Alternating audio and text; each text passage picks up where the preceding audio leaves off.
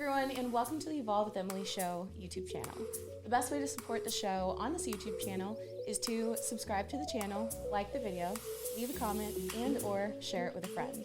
I hope that you guys enjoy this episode, and whichever way you choose to support the show, I just wanted to say from the bottom of my heart, thank you guys so much. I hope that today's message and episode brings some bit of positive change to your life. Hello everyone, and welcome to the Evolve with Emily show. I'm your host, Emily Hayden, and today's guest is Kerigan Guillen. She is an IFBB Bikini pro. She's from Houston, Texas. She is also the owner of Hustle Harder and Hustle Culture and One Up Nutrition athlete, wifey, dog mom, and friend of mine, YouTuber. Did I say that? Yes. All right, Kerigan, welcome to the show. Thank you. I'm so excited. Yay, me too. First podcast. Your first one ever? Mm-hmm. Okay, I'll have to tell you about my future guests, but it's their first podcast ever too, some of our friends. And that's awesome. I get to do your first one with you. Okay, well, mine are pretty simple. They're very conversational based. So I basically just want to know all these things, and then we're going to let them hear our conversation. Sounds good. Cool. Okay, so you just turned pro. Yep, about a month ago. How did that feel? Oh my God. It was so a long time coming. I've been working for this for 5 years, and I'm sure we'll get into that. Mm-hmm. But it's just magical. I've had that dream of going pro so many different times, and when it actually happened, I had to it's not a dream. This is real this time. Yes. So. You know what's so funny? As soon as I got off stage, when I got my pro card, I went backstage and I was asking, because they were all like, congratulations. And I was like, wait, did I turn pro? I literally needed someone to confirm, yes, you just turned pro. Yeah. Brandon, what? When I got off stage, my husband, Brandon, he's my coach as well. And I just started kind of getting really hot because I knew I was center stage. It was an odd number call out, so It was my box in the middle, which never happens. They always do an even call out because the middle two are usually first or second, and you don't really know until the night show. Yeah, but it was my box the whole time, and so I kind of started getting a little hot, and you know how your nose gets weird when you're about to cry? Yeah. And Brandon was like, no, it's not over. Don't cry. I love it. Oh my gosh. I love his mentality and the fact that in that moment, that's how he showed up for you. Yeah, he did. He did. But all the other girls were like, congratulations. And I was like trying to fan myself because, it was crazy. Okay, so let's get into your competition career just a little bit, because that's kind of the hype of what just happened. I know you just had your show day vlog from turning pro, and that's been such the hype. If you guys have not watched it, it'll be linked down below. You got to go watch it, comment, subscribe, support her on YouTube. But let's back up a little bit. When did you start competing? What year was that? So my first show was summer of 2016. Okay. And, that's the summer that I turned pro. Yeah. Cool. Yeah. I remember watching your stuff. And I was cool. Okay. So what led you to start competing for yourself? Okay. So what actually led me to go to a regular gym, I've played sports my whole life. I did, I did CrossFit competitions and stuff before I started in a regular gym, but I would say it's definitely having my softball scholarship taken away because of a birth defect in my back. So, yeah. Oh my gosh. Okay. So you played softball the whole time. Yeah. For 10 years. Wow.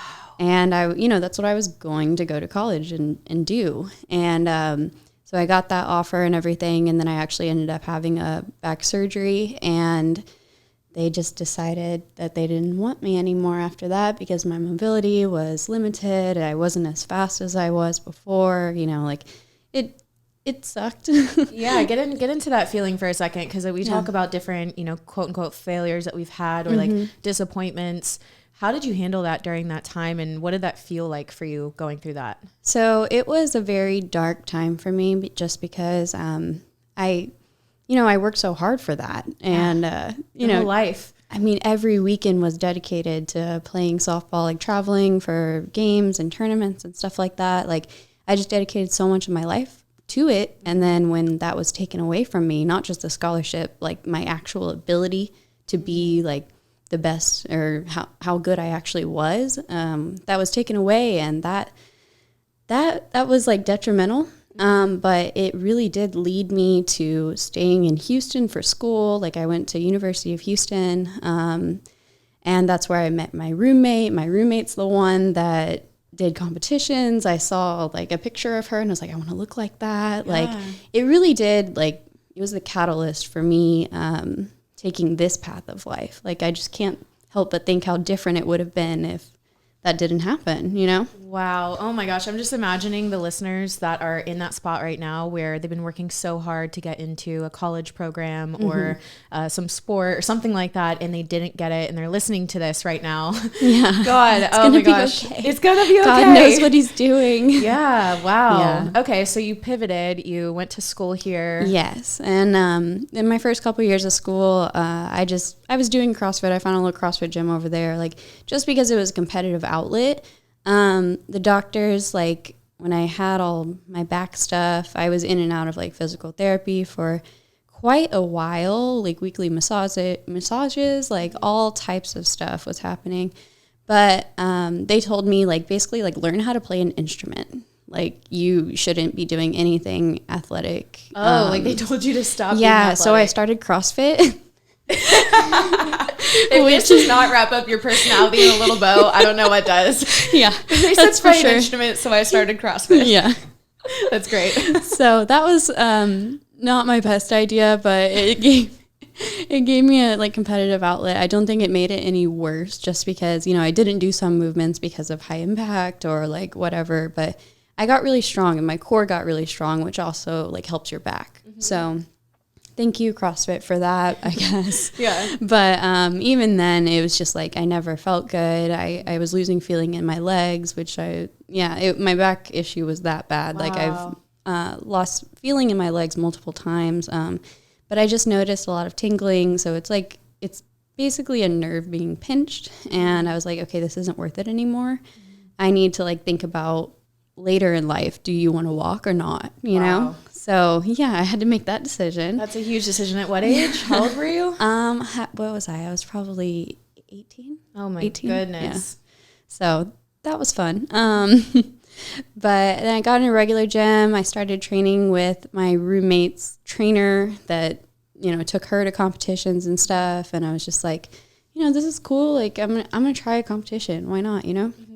So I started training in a gym in January of 2016, and I did my first competition in July of 2016. Which one was it? It was the Branch Warren Classic. Yeah, I've done that one before in 2013. Yeah. So Cool. And how'd you place? I got second. Dang, girl. First show out. Yeah, but when you go look at that, Bikini was very different back then. Like, girl, you should check mine. Please don't.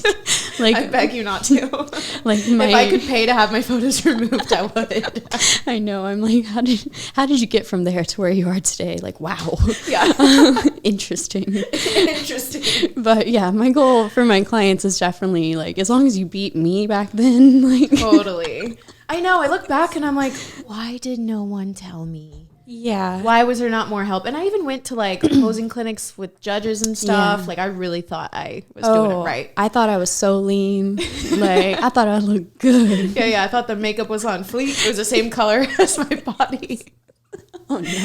Oh man. Yeah. So if you guys have ever made any of those, you know, mistakes, or, you know, you've had those show pictures that you're mid movement and look, you know, just like you should be up there. I just posted one yesterday. Oh, I saw it actually. It was so cute. And that's actually the Kerigan that I remember. Yeah. You know, so it's crazy because I feel like, you know, when you see someone often, whether it be on social media or in person, you kind of start to just know them for where they're at now. It's really cool to look at how far they've come, because then it's like just even more impressive and inspiring, motivating, you know, because like when I see the pro version of you, I'm like, yeah, like Kerigan's a pro, right? But then I look back at that 2016 version of you and I'm like, damn, like she's come such a long way. That's so cool. Yeah, it is pretty cool. I used to think it was like black, like kind of to have taken so long to go pro. But honestly, like after this show and just like I've seen all the people that just all the nice comments and all the just people are so inspired even when it did take me so long. And I think it's even more so. That's what Brandon says too. He's like, you got to have this whole like army built behind you for like 5 years. And I really do feel like that now. And it's cool. Like I've seen very good competitors come in, like their first national show, they go pro, and I'm so happy for them. But like, man, I'm biased. I think mine feels better. Yeah, I think so too. I have a very similar story where it took me a long time to go pro. It took me 7 national shows to go pro. I think I'm right around there. I'd have to count, but but same thing. Like by the time that you finally do get it, it's like everyone's alongside of you. Like, come on, like we wanted this for you 4 shows ago. Everybody's been saying it's your time for like 3 years, and I'm like, this was my time. Yeah. Okay. So, how many shows did you do by the time that you turned pro? Have you do you know? I think it was 9.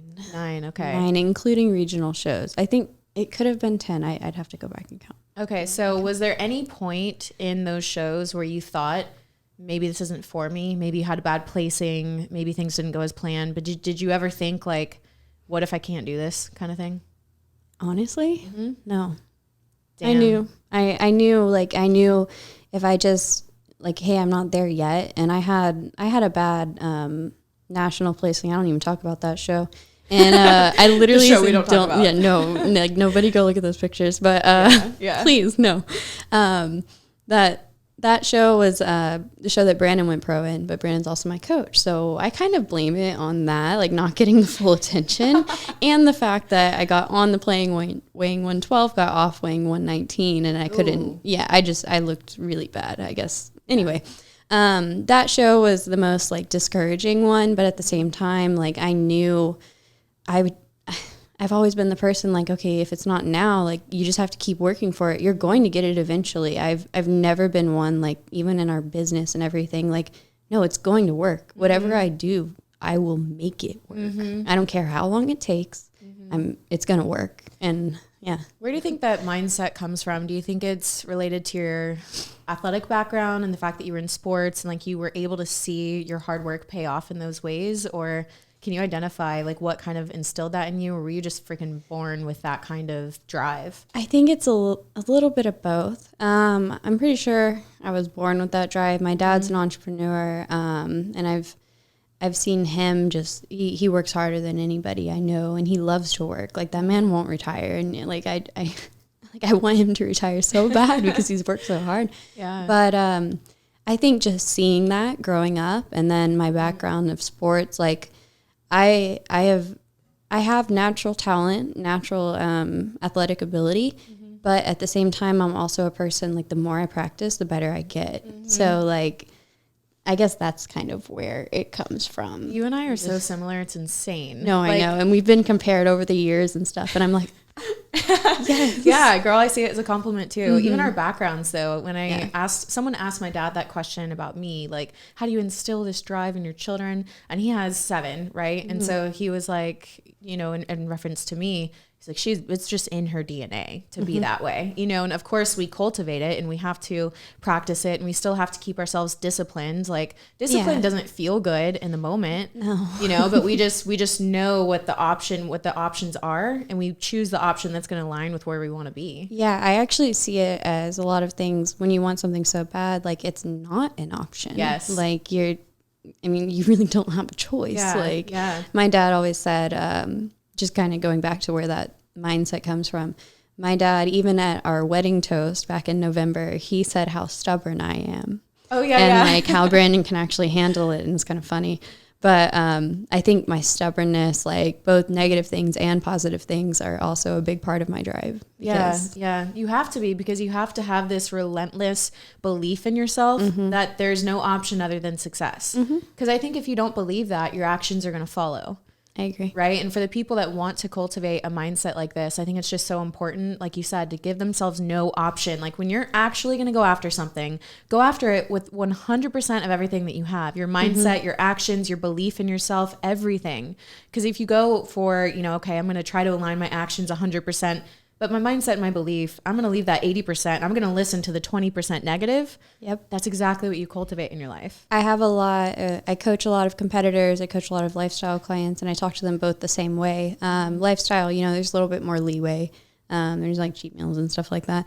But with the competitors, like if they're ever struggling or things aren't moving, and I know things should be, if they're doing it all right, I'm like, okay, let's talk about like how you feel. Like, how are you talking to yourself? How do you feel about this? Like, are you really like waking up with these like non-negotiables and crossing them off your list? And, you know, some of them have that ability to channel, I guess, the badassery that it really does require to be great.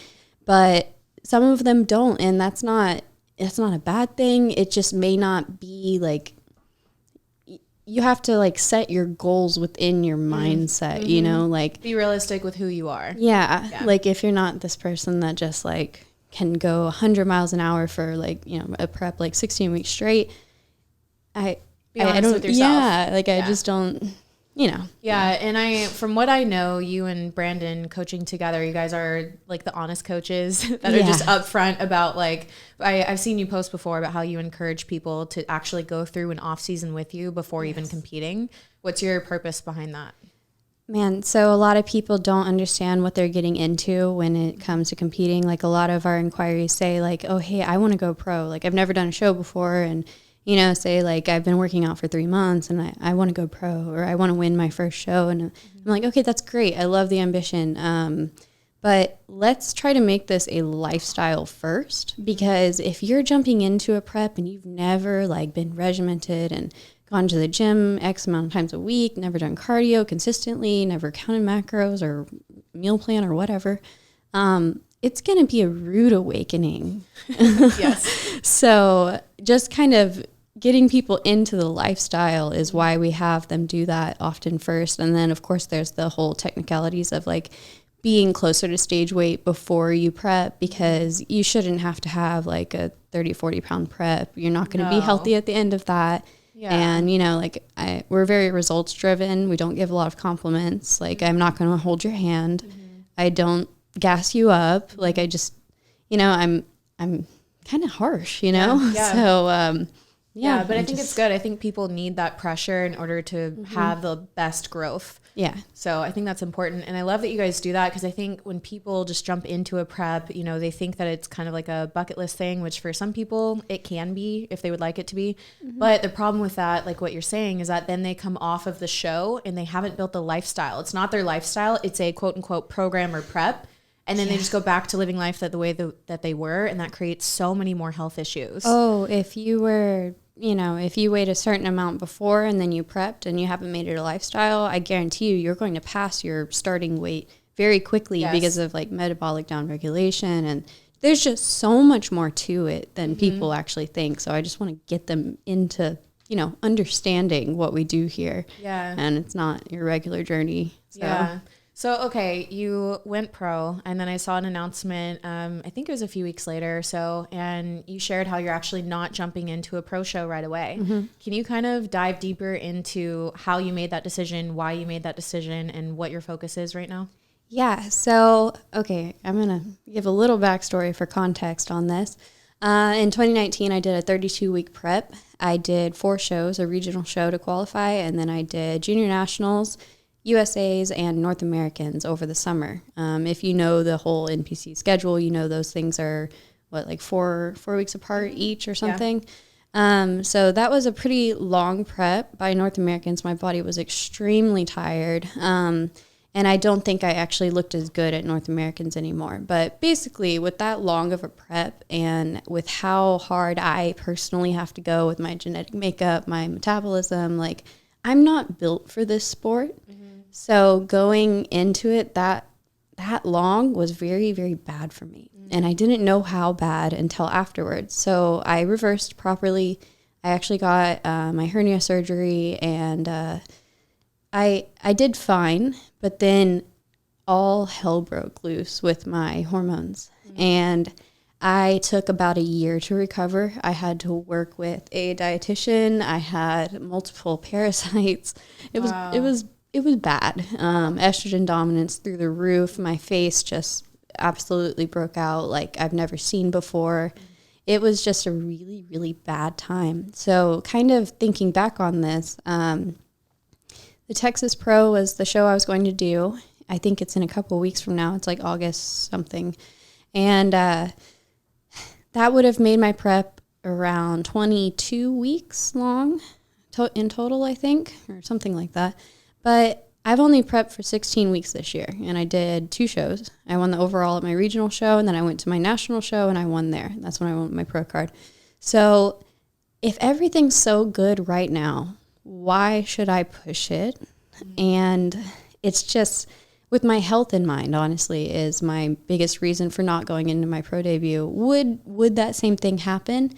I don't know, but not knowing is enough for me. And so like that, and I won't have to take a year and 10-month off season again. Girl, you have so much wisdom beyond your years. It is insane. Like, you were so much more wise turning pro than I was when I turned pro. Truthfully, for you, it takes so much self-control as a competitor to feel good and stop your prep. Yeah, I could have totally done it. Like I could have, all my feedback was to not let my glutes grow anymore, which that was cool. Hallelujah. I know. That's the best compliment. My leg days are kind of weird right now. Are they? Like I can't go super hard or they'll grow. Yeah. But that, and then just maybe come in like a tad tighter, and only one judge said that. So sometimes I feel like they kind of tell you something so that they're not telling you nothing. Yeah. And that was the biggest compliment to me, because I've always been told your legs are too big, or, they outgrow your upper body. So like in that year and 10 months, I was able to put on a lot of muscle on my upper body. I thought my legs got smaller, but after seeing stage shots, they did not get any smaller. I just got bigger up top. Yeah. So I just became more balanced. But yeah, I totally could have done Texas Pro, and I think I would have done well.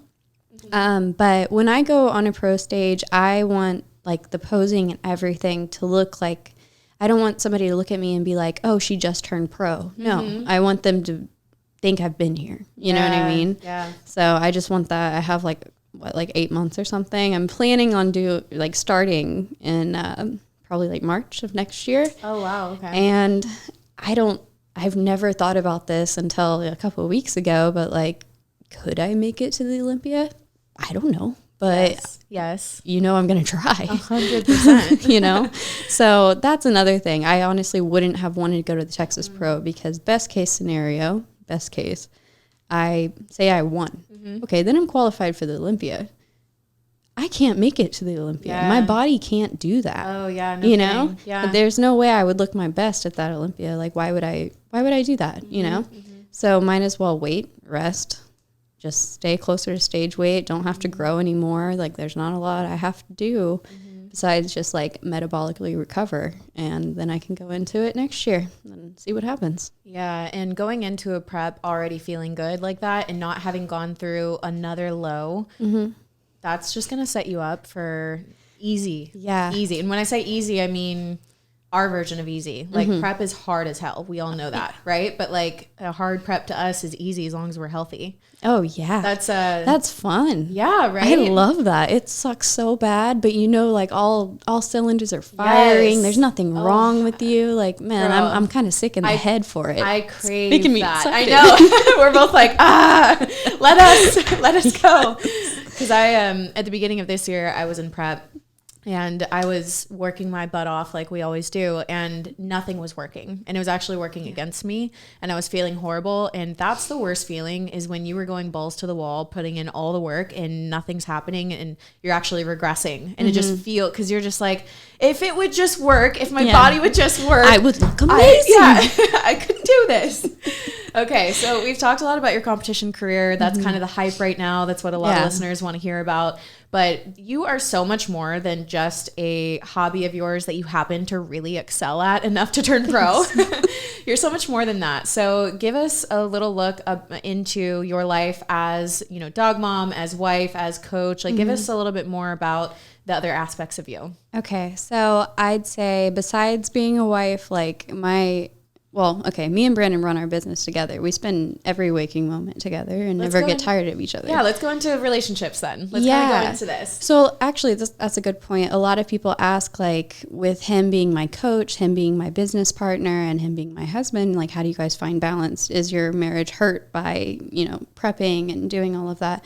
And I just want to make sure everybody knows absolutely not. Like, there are some little fights and dynamics that are kind of funny, honestly, because I learned how to coach from him, and then of course furthered my education by myself. But like some of the moves he makes with me, I'm like, are you sure? Are you sure? So some of that causes like a little bit of tension and stuff. But then in business, like Brandon, He was always meant to be his own boss as well. When I met him, he was actually going to school for petroleum engineering. Wow. I think it was more for like, you know, like family pressures, social pressures, that kind of thing. But my parents have always told me, like, whatever you want to do, I know you're going to be great at it as long as you like don't try to be a jack of all trades but master at none type of thing. Yeah, wow. So they always push me into doing what I do or whatever I want to do. And in school, I actually studied something that I don't even use right now. I just loved it. I went to school for beverage marketing, and I actually studied wine and spirits. So I have a very big like wine background. Yeah, You're a wine connoisseur here. Yeah, pretty much. That's great. Can't wait to explore that a little bit later in life. Actually, more now too. I can have a glass of wine at night and feel fine about it. I do girl talk episodes. We'll invite some girls, have some wine. Oh, you can that would teach us all about it. Absolutely, I can do that. I'll bring some wine. I got you. Yeah, that'd be great. But yeah, so I actually went to school for that, and I turned down a job after school to pursue my coaching. My coaching, when it wasn't with Brandon, actually started as a nonprofit. Really? Because it was a entrepreneurship class project.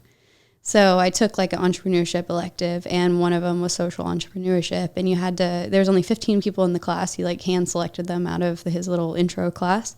And I started like helping underprivileged kids with like macro choices and nutrition and stuff like that.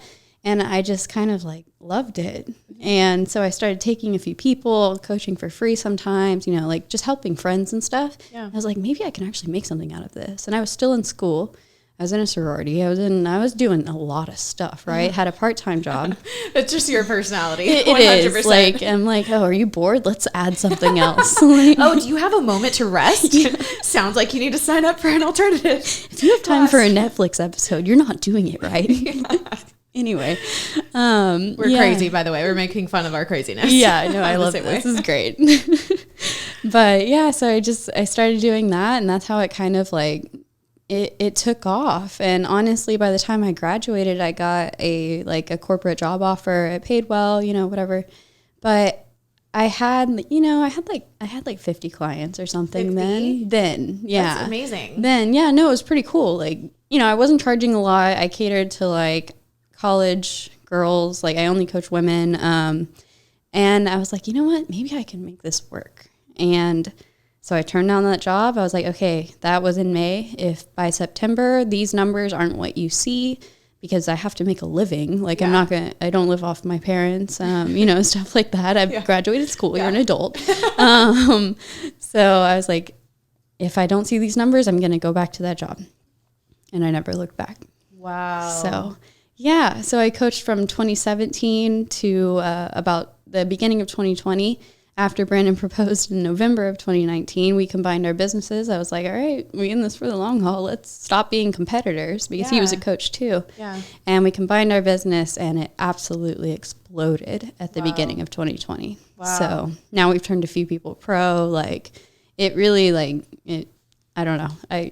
That's God. That's God. But yeah, with Brandon, he dropped out of school. He didn't finish school for petroleum engineering, and I was like, I think he finally felt the like support from me. Like, I want you to be happy in doing what you're doing, whatever it is. I don't care. But if you're going to do that, you have to work hard at it and be good at it, because, you know, we have to support each other. Like, so that dynamic. And then we've just gotten into so many other like investments. We're doing investment properties. We have assets in real estate, like stuff like that. So with like what we've built together, we're also planning for the future. So a lot of our relationship is cool because it is business related. We're both like highly motivated individuals, and we both definitely bring something different to the table that like completes each other.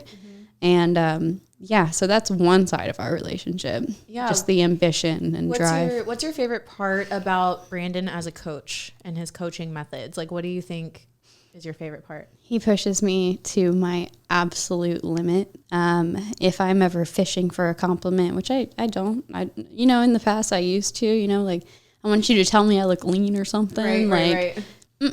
nope. He said, like, up until the day before show, you're not ready. You're not ready. Yeah. And I love that. Yeah. I do not like Instagram's cool. Like, people like gas you up and stuff. But like, I think it's really important, one, not to take bad comments to the heart, and also not to take good comments to the heart. Because when you take all the good stuff, because it's mostly good, you get so complacent and you just start seeing yourself maybe better than you actually are. Yeah. And like, you know, you let your ego get in the way. So like, the fact that he doesn't let me have an ego is a huge strength for me. And that's how we treat our clients too. But not everybody can handle that. Yeah, you know what? I don't think everyone is for everyone. Yeah. Not every coach is going to vibe with every client. Some clients need the buttering up and the, you know, all that stuff, and they can go somewhere else for that. If you need buttering up, don't come to me. She's like, do not send an inquiry. Okay, how did you guys meet, you and Brandon? Oh, so when I started training at Alphalete, I train at Alphalete. Shout out to Alphalete Gym. We love you. Shout out, love you. Anyway. We just saluted. We both did. America. Yeah. Anyway, I started training at Alphalete, and he was actually working the front desk there when he was in school too. I remember that. Wow. I just flashed back to the old Alphalete Gym, and I remember him being at the front desk. Yeah, it was really funny because the first day I walked in, like, for some reason, Christian was sitting at the front desk, and I didn't know what Alphalete was. I didn't know who anybody was. I wasn't on social media. I wasn't into it, honestly. Mm-hmm. And I walked in, and I was like, I thought it was a front desk boy. I was like, hi, I'm Kerigan. He's like, hi, I was like, what's your name? He's like, I'm Christian. And I was like, okay, nice to meet you. Girl, so I need a guest pass. Yeah. So anyway, Brandon. I will call your manager to your job. Who owns this building? Yeah.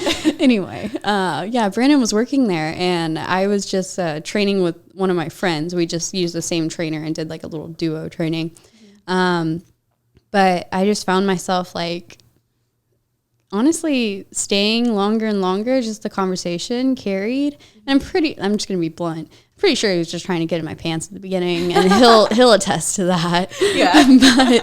But anyway, he was a really nice guy, and I was going through some personal stuff at that time, and just like the conversation flowed so easily. So like they got longer and longer, and then like I started skipping classes. Me and my friends started driving separately. I would stay after. Like I spent a lot of time down there, and it just kind of transformed from conversations to like he told me one day like he liked me or something, or I think I had like a roommate want to take me on a double date, and he's like, no, like I like you. And I was like, you like me? Was it a surprise to you? Yeah, no, it was totally surprising because Brandon was the opposite end of my spectrum. I grew up hunting, fishing.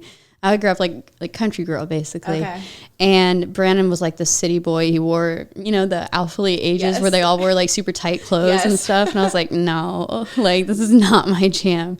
And he was just my polar opposite. And I don't exactly know. Well, I actually do know. It's God like bringing us together, Wow. And it was interesting. Like it just kind of like fell into it, and I realized like, man, I really do like this person. How long have you guys been dating now? That was dating or together, involved? Like just together. Well, yeah, that's a good question. Okay, involved is like May of 2016. Yeah. I mean, talking, having those conversations from January. Yeah. But May of 2016, and then he finally asked me to like formally be his girlfriend, I guess, on August of 2016 before I went back to school. Yeah. That's so sweet. Yeah. And then you guys got married December, right? Yes, December of 2020. Mm-hmm. Yeah, I was there. It was a bomb. Oh my gosh. Can we just hold for a second? If you guys have not seen her wedding photos on her Instagram's linked down below. You were the most beautiful bride. You literally looked like a princess. Thank you. Yeah, and then my little cousin called me a princess. You were a princess, and then your dance too. It was Lana Del Rey. Oh my gosh, that was just young and beautiful. We practiced that. I got Brandon to we learned choreography for that. Yeah. Oh, I noticed. It was beautiful. We learned it in like a month. We went like twice a week for like a month. Of course you guys did. Of course we did. We're going to cram this lesson in real quick. And it was great, except for we messed up the first time. But we redid it. The video doesn't know that. No, the video doesn't know that. But we won't say anything. No. Hey, everyone, just a quick interruption from today's show to let you know that there are multiple ways you can be involved in the Evolve community. There's Evolve X, my premium mentorship and coaching program. There's Evolve X Worldwide, an entry-level mentorship program. And now there's actually a way to directly support the Evolve with Emily show podcast. All of those links will be down below. I just wanted to mention them. So if you haven't checked them out yet, please check them out for more information. And without further ado, let's get back to today's episode. Okay, so tell me a little bit about your family life. Siblings, parents, what was that like? Are you close with your family? Are they here? Okay, so yes, my parents live just a few minutes away from you, actually. So that's pretty cool. I honestly, I would live next door to my parents if I could. I grew up so close. We had family dinners every night. Like my parents never missed a game, like that type of thing. Wow. And then I have a little brother and an older brother. My older brother lives in Austin. My little brother is currently living with them right now. He stopped school as well, but he's actually going to take over my father's business. Wow. So yeah, but he's about to move out and stuff, like getting his, getting his stuff together and everything. But I do not know what I would do without having them in my life. Mm-hmm. I mean, me and Brandon, I still drag him over there every Sunday to eat. Yeah, to eat with my family. Wow. Yeah. So if it were up to me, I'd hang out with my mom all the time. She would have been my matron of honor. Like that's my best friend. Oh my gosh. Yeah, and then I'm the only girl, so like I got my dad wrapped around the finger. See, I got to share my dad with 4 other sisters. I always mess that up, by the way. Yeah, there's 5 of us. I'm the 5th. Whenever I'm counting my siblings, I mess up the number because I'm kind of counting myself, or I don't, or something. I don't know. And then my siblings watch this, and then they're like, "Hey, you literally said that you have 4 sisters or 3 sisters." I don't remember. What is it really? Whatever it is. Why are you There's lying? A lot of us. Yeah. Who are you leaving out? Was it me? Yeah. No. Oh my God. No, I think that family is really important. Mm-hmm. And I think people's like relationship with their mother and their father, it really sets the tone for their values in their life, the way that they live their life, their mindset, and just who they grow up to be. So 100%. I think parents have such a huge role and responsibility to really show up for their children, because when you look at, and it's not always the case, there are children without parents that go and do amazing things for sure. But I think that, what I'd like to say in addition to that is, even for the people that don't have their actual mom or dad in those roles, I think that God provides a mom or a dad figure at a different point in your life when you need it. Yeah. So it's like, even if you don't have that strong family structure, create your family. Like, 100%. Like just having that close bond with somebody it's just like a feeling like no other, whether they're blood or not. Like, I think it's amazing. Yeah. And I think it's just taking that moment to have the self-awareness to look in your life and say, who's a part of my life right now? And who is somebody that kind of inspires me or could speak into my life, and really taking that relationship seriously and not taking those interactions for granted. Because if you have the teachable attitude of like, I can learn, I can grow, I can also just be supported and allow someone to support you that way, that even the people without family can get that support from whoever God has in your life for that, that season. Mm-hmm. Yeah. So both of Brandon's parents are still in like his life and everything. We see my parents a lot more just because I grew up so close to them. Like, I'm not going to stop that. Yeah. There's no way in hell I'm going to let that stop. I'll drive however far I have to, which luckily it's not far.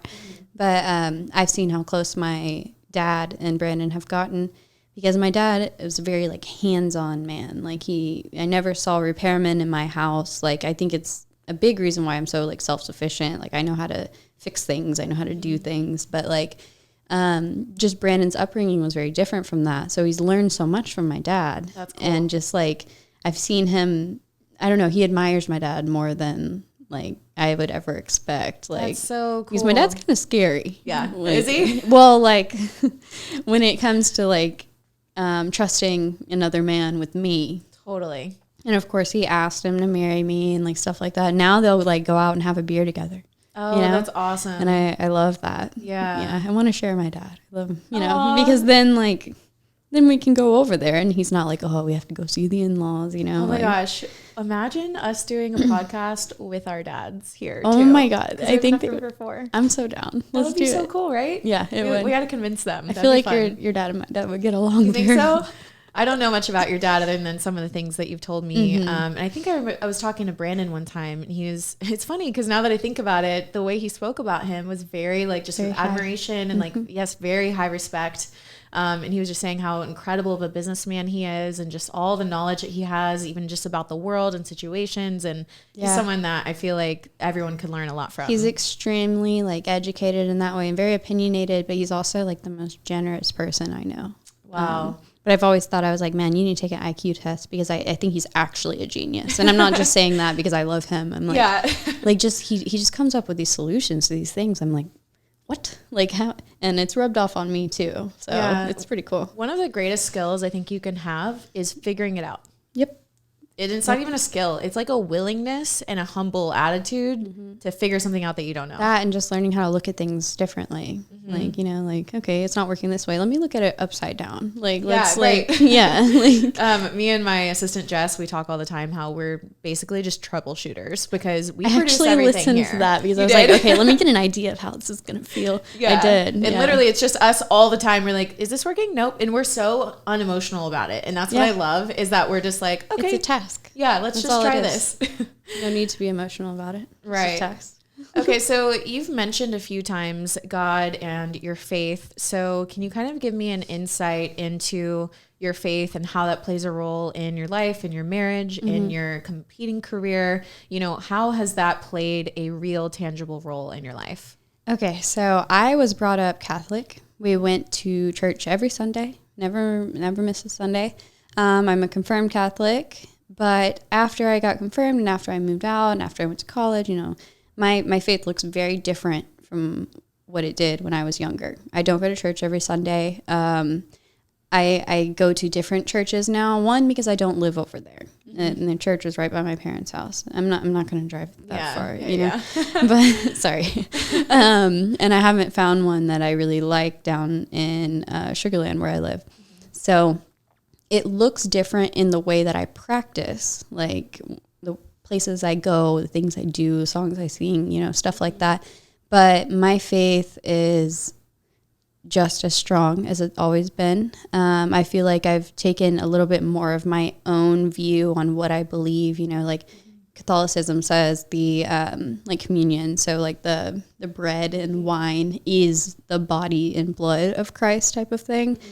And I've just never been able to grasp that. Like, no, it's not. It's a representation of it. But no, the faith says it is. And I just think little things like that and some things that like the higher church does, I just don't agree with. So I am still Catholic, but I wouldn't say I practice in the Catholic manner.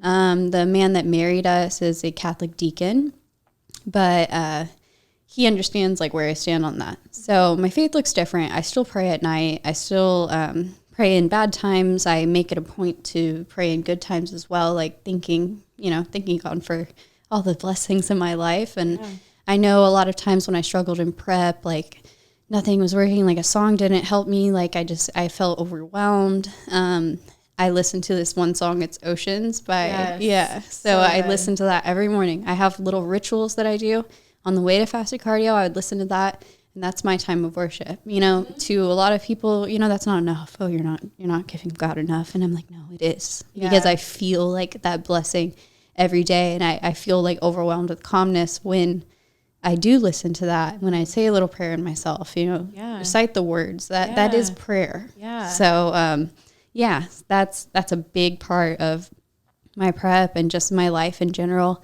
So that, and then, this is relevant. I'm sorry. I talked a lot. No, go ahead. But somebody asked like on my like questions and stuff a couple days before my show, they're like, when are you going to go pro? And I was like, do you follow me? Yeah.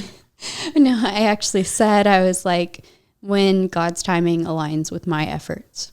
So I've been putting in the effort and stuff, but you know, God's like, not yet. Just wait. Like, and I'm so glad he made me wait, because if I would have gotten it in 2019, there, you know, that's one thing, but I think I actually deserved it this year. Wow. So yeah, I always say that too, looking back at my journey. It's funny because we want what we want and we kind of want it now. Yeah. And we're definitely in that age in society. Yeah. But it's like, we have to remember, you know, it says in the scripture that his ways and his thoughts are higher than ours. Mm-hmm. So I try to remind myself of that when I'm like, I need this now. Will you give this to me? I'm like, hold on. his thoughts and ways are higher than mine. So maybe he sees something that I don't see, or maybe he needs me to grow in a certain area in order to handle the responsibility of the blessing that I'm asking for. Oh, absolutely. You know, because oftentimes it's like, if we were to get the blessing that we wanted right now, we may not have the character or the strength to properly handle it. And we could ruin something that was meant to be great. Oh, I completely agree. Like now, just like seeing his plan like unfold and stuff for me, like, no, I don't think God turned me pro, but I think God gave me the strength every day when I woke up to do the things I needed to do to turn pro. Absolutely. You know, like that type of thing. Man, I'm thinking back on one of my last preps, which was just really difficult moments where I was just like, you know, when you literally feel like you don't have a soul inside. Oh, like I don't empty. remember like the 2 weeks before my show. Yeah, man, I can't tell you how many times I prayed and I was like, I literally don't have the strength to do this right now. I just need you every single second right now, you know, and it's like somehow, some way we get through those moments and come out on the other side of it and then get the goal that we've gone after for so long. Yeah. And that's what makes it feel so incredible. People don't realize when you're at that moment of finally achieving what you set out to achieve after years and years and years, which we're talking, you know, imagine the hardest workout that you've had where you feel proud of yourself after that workout. Now times that by 365 times multiple years. Yeah. That is the accumulation. Is that the right word? Yeah. That's the accumulation of the feeling at that moment when you finally get it. Yeah. And it's like nothing else. Like I always talk to my clients about like not needing this instant gratification when they are like, you know, do I look good? Like stuff like that. And I'm like, okay, yes, you look good, but like, just let it happen. When like you reach your goal, you're going to know that for yourself. And like, just stop looking for this instant gratification. That goes for like, even like cheating on your diet and stuff. Like, okay, you're going to eat some chocolate chips. Do you feel better now? Yeah. Not really. Yeah. Like, yeah, you feel worse. Yeah. So it's just, I completely agree with that. Yeah. I think it's cool how you have grown in your faith and allowed yourself to question certain things and figure out where you stand on it personally. I think a lot of people are scared to kind of think for themselves and question maybe something that they've always known. But I think no matter if we fully align with what we've always known or not, I think we should always have that like curious attitude and the open attitude to come into new understanding and new revelation about something. Because I think once you feel like you have it all figured out, like you stop growing. Yeah. And you miss so much. Yeah. And it's like, you have no idea what God wants to show you if you're not open to it. Yeah. You know, one of my like biggest like fears in life is being complacent, not wondering anymore, not like wanting to try new things, not wanting to learn something, like just losing that drive to be better in a way, you know? Yeah. So it's in your blood, girl. I know. You can't lose it. I know. It gets me excited. Yeah. I know. Me too. I'm like, yes, what should we go do? I'm going to start a podcast. Yes. Who thinks that Kerigan should start a podcast? Oh, God. You guys just get some equipment. You and Brandon can do it together. You can do solo episodes. You can have your clients on there. Oh, bada boom. There you go. I have so many things I could say. Yeah. It's I think it's definitely something in y'all's future when you're open to expanding. It's definitely You're not a the lot. first person that said that. So. Yeah, girl, so many people told me to start a podcast before I did it. And you know, the reason why I started is because I knew about this woman that I followed on Instagram, and then she had a podcast. I finally clicked on it. I was not a podcaster. I never listened to them. And then I listened to her podcast and I connected with her at like a soul level. And I had no idea that we connected that way. I just had no idea that that's who she was, because I just thought she was pretty and great shape. She was really nice, positive, fun to follow on Instagram.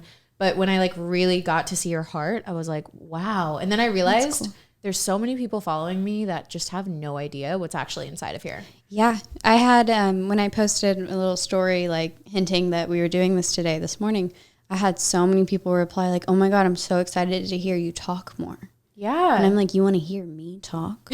Like, why? Like, but at the same time, it's so cool. Like it's, I mean, I have a lot of thoughts in my head. I don't spend every waking moment on social media to say them, you know? Right. But maybe if I could speak it instead of typing it, I could probably get that, you know, who I am out a little bit more. Oh, 100%. Yeah. Because I don't have like this crazy underdog story or anything as an entrepreneur, but like I do have a story, you know? So stuff like that. I don't know. And to me, I think life is really precious, and I'm always really grateful for the human beings that I come across that I'm like, I want to know who you actually are. Like beyond the pretty face, beyond all the accomplishments, like who's your soul and what are you about and what lights your soul on fire? Let's talk about that. Yeah, I think YouTube does a lot of that because like when now in like regional shows, when I have girls competing, I go to the shows and you know, every single person that's come up to me, even since going pro or even before going pro, they're like, oh my God, I watch your YouTube videos. They get me through cardio. They do this. Like, but I noted that nobody said anything about Instagram because YouTube is where they get to know me. And that's why they're comfortable to come up to me. Yeah, you know? that's so true. It's pretty cool. Like, social media is super powerful. I mean, this is a lot of work, but thank you. It really is a lot of work. Yeah. I think that's really cool what you said. And I just think it's so incredible how we're connected with people literally all over the world. Yeah. And so there's people that we have friendships with, you know, or like we're connected on some level where, you know, it's really cool. Like we could literally, which we should, like go to Germany or something or, you know, I don't know, Germany, Australia, London, you know, China, wherever. And like we could probably find people that are like into the same thing that we're in. Oh, for sure. We live in such a cool age of the world. It is so cool. And when people complain about it, I'm like, you have no idea. Like we have more access to. Just imagine being censored. Imagine like in other countries, like I won't even get into this. Yeah. But like just so much freedom here to share our thoughts and feelings and just everything. Like and I mean, just to we won't get into it because I know we could go forever. But just briefly, I'll just briefly mention that people in the other countries, what do they use when they're protesting? What flag do they use? The American flag. And I think that says it all. So I think the ungrateful little people should shut their mouths. Okay, we'll move on. It's true. And a lot of immigrants love America. Just saying. Yeah. Most immigrants with small business. We should do another podcast. Yeah, probably. Okay. Tell us about your dogs. Okay. So I have 2 mini Australian Shepherds. They're so cute. They're Bear and Joey. So Bear's the older one. He's 6 and Joey's 2. They're actually half brothers. Sorry, I didn't adopt. I couldn't find a mini Aussie in an adoption. Anyway, my bad. But they are like the sweetest little angels ever. They both have such personalities. If you know mini Aussies or just Aussies in general, you know they're incredibly smart. They're the light of my life. Like, it's hilarious. How many times a day do you tell them how cute they are? Oh my God. When they wake up, hey, cute boy, come here, come cuddle. Like, I have 5 minutes. What else do you say to them? Do you have any nicknames for them? Oh my God. Me and Brandon have so many nicknames. Remember, like, we work from home, so we're around our dogs all the time. Yeah. Bear is Boogie Baby. I think it's because sometimes, like, if I have, like, a wet towel, he'll like lay on his back and like the towel and like I don't know, just it's like a dance. Yeah, like I'm like Boogie Baby. Anyway, and Does then Brandon call him Boogie Baby? Oh, absolutely. Stop. And then Joey has Joey Schnookums. I don't know why. It's just Joey Schnookums. Yeah. Schnookums with the SCH. Schnookums. It's cute. There's so many more, and Bear has so many different personalities that like there was one time where he had a spike collar on, and he's like this little like cute looking teddy bear dog, right? And he was just being super feisty, so we call him Spikeberry. Spikeberry. I don't know. There's just a bunch of weird freaking names. Yeah, that's amazing. I love dog parent people because we're all the same. Oh, we're all weird as hell. And if you're not, like, you cannot sit with us and return your dog or like give us your dog. Give us your dog. Give us your dog. I'll take care of it. We'll give it the life that it deserves. Yes, I'll give it some nicknames, make it feel loved. Like, what do you do as a way to kind of like blow off some steam or to kind of like disconnect from work? What's something that you do in your downtime? Honestly, I watch cooking shows, and not because I'm a hungry person, just because, well, not anymore. But I mean, I love like creativity. Like, honestly, I thought about going to culinary school like 50 times. Like, wow. It may happen when I'm like 50 years old. I don't know. Yeah. I don't have time right now. Yeah. But just sitting down with Brandon and like watching something. Okay. And what's your favorite culinary show? Do you have like a Eat Bobby Flay. Okay, that was quick. I love that. Yeah. Where is it? It's Netflix? No, it's on like regular TV, like on the Food Network. But like, you watch TV with commercials? No, this is actually on demand. Oh, okay. I was gonna say, does anyone do that anymore? Does anybody watch commercials? I hope not. If not, I'll give you my Netflix account info. Yeah, you can have it. You need help. You can just have mine. Don't waste your time. But, yeah, so like just like literally like chilling. I know that's not the most glamorous thing to like say to blow off some steam. If I had to pick something else, it'd be like sitting outside when the weather's nice, which it hasn't been here for a very long time.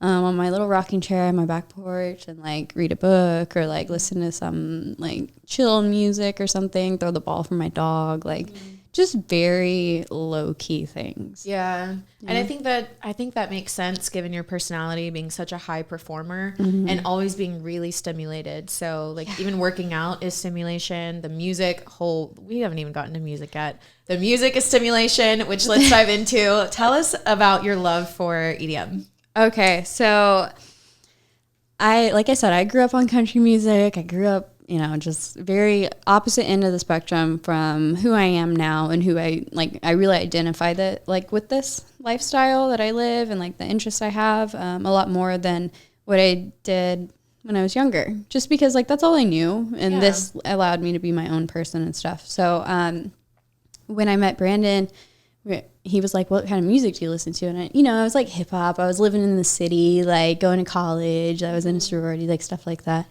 And I was like, yeah, but it's like weird. It was like Lil Uzi Vert and stuff, like stuff, stuff that was on SoundCloud and not everybody knew. I've always been very like, oh, I want to listen to something different, that type of thing. And he turned me on to like, there's a subgenre of EDM called hardstyle. And and I'm a very high energy person, right? Like I can be super chill, but I can be very high energy. I grew up also like country and rock music. So hardstyle kind of gives me that rock feeling ish. And he took me to my first festival, like when we were still talking and stuff. Do you remember which one it was? It was Free Press. Okay, where is that? It was in Houston. Okay. In 2016. And like, just like everybody, it was just like a big party. And, I'm like I think I'm an extroverted introvert. Like I have a very good time by myself. I love how you're like a very good time. Very, like I do not need to see people a lot. I do not need, I like low maintenance friendships, stuff like that. But I am also a Gemini. So we're like the same person. You know that, right? Yeah. This is crazy. Hey, we've had our fun in the past. Oh, for sure. Yeah. For sure. Anyway. I just realized what you're referencing. Yeah. Sorry, guys. We have had our fun. We have had our fun in the past. Yeah, so like just going to that and being around that and just like having fun for hours and hours under the sun. Like I love the outside, like stuff like that.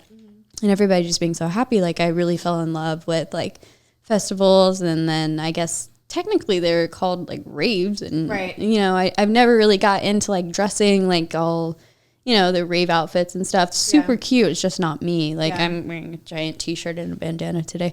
I'm just like, I can dress up one day.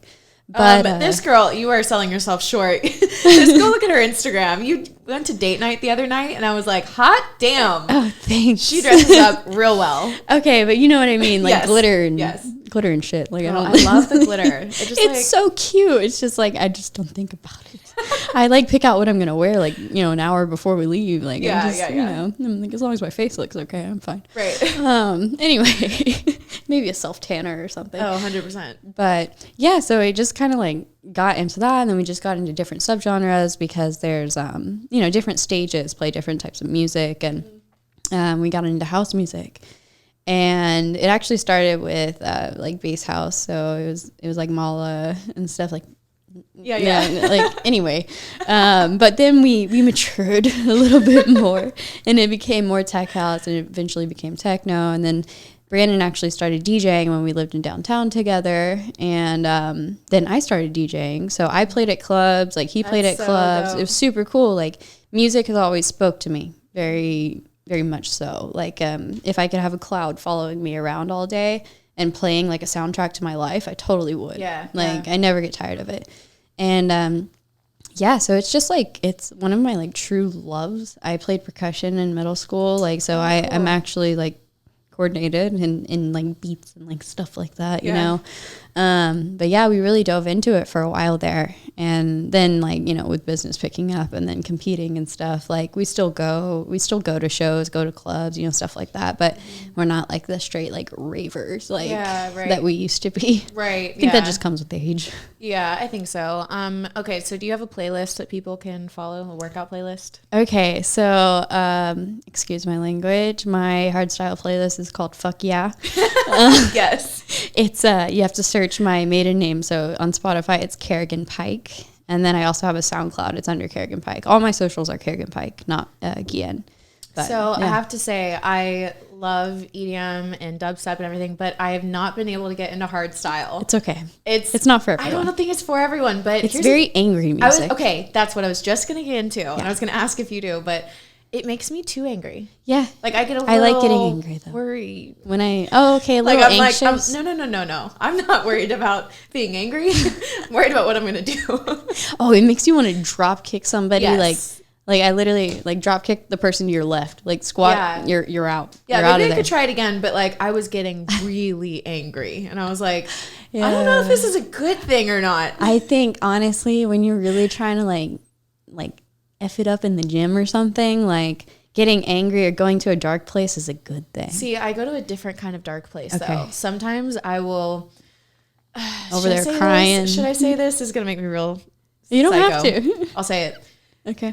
Sometimes when I'm hitting a really, really hard set, I'll turn like a classical song on and I get really dark inside, but it's like really calm. Try that. Yeah. I like that. Like, so it requires you to cultivate a calm and centered energy that for me does go really dark, but it's like, it's almost like, I think this is why I'm having a realization. Okay. I think it's because the music is so hype and that's already what's inside of me that I need something to balance me out. Okay. So that like I provide what that music provides. Does that make sense? Yeah. No, that totally makes sense. Yeah. So then I think when I'm it's like that, picturing it's too myself much. doing that. Like Try it. I'm gonna try it. And you know what? I'll try hardstyle one more time for you. All right. You just gotta like, you know, like maybe like half a scoop before you work out, so you're not like. Yeah. Yeah, we'll try it out. Well, thank you so much for being on today's show. Everyone I know is just so stoked to get to hear more. And if you guys are listening and you want to hear more from Kerigan, comment, share on your Instagram stories, all of the above. But thank you so much for being here today. Of course. I'm so honored to be on here. I hope everybody liked, you know, a little bit of my personality mixed with yours. Yeah, it's pretty girl. cool. Yeah, it's fun, right? Yeah, super fun. Cool. I love this. Yeah, I do. Like I said, I do girl talk episodes too, where I'll have like some girlfriends. Just text me. Yeah, I would love to. That'd be fun. And group ones are a lot of fun too, because we all kind of just bounce off each other. Oh yeah, sounds great. Cool. Well, thank you guys so much for listening to this episode of Evolve with Emily. As always, please support the show however you would like, comment, subscribe, tag us both on your Instagram stories. We'd love to hear what your favorite part of the episode was and any feedback that you guys have for us. Without further ado, I love you guys. Have a great day, and I'll see you in the next episode.